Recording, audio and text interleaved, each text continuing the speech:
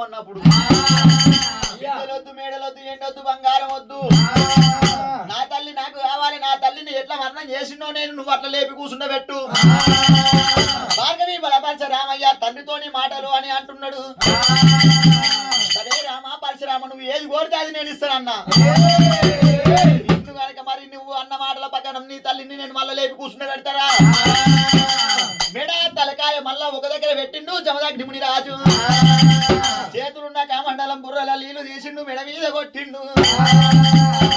ఎల్లమ్మ నిద్ర పోయి లేచి కూర్చొనినట్టు కూర్చొని ఉంటున్నది దేవి ఎల్లమ్మ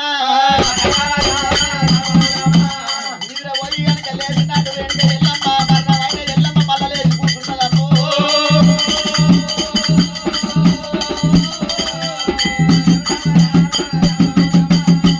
రేణుకెళ్ళమ్మ కూర్చున్నాక కనుక రేణుకెళ్ళమ్మ జమదగ్ని ముని రాజుకు కనుక నాగ వెళ్ళి చేస్తున్నారు వెళ్ళి చేసేటప్పుడు కడుపులో పుట్టిన కనుక ముంగట ఉండొద్దు భార్గవి బలవర్చ రామయ్య చిట్కలయ్య జాలి చంపనేశ మరి చిరియాల గౌరమ్మ డొక్కలయ్య ఐదుగురు కనుక తిరుపతి తిరంగ ఓనంది మానం వెళ్ళిపోతున్నారు కైలాసంలో పంచరంగుల పట్నం అల్ల రేణుక ఎల్లమ్మ జమదగ్ని ముని రాజును పెట్టి కళ్యాణమోత్సవ కళ్యాణమేనా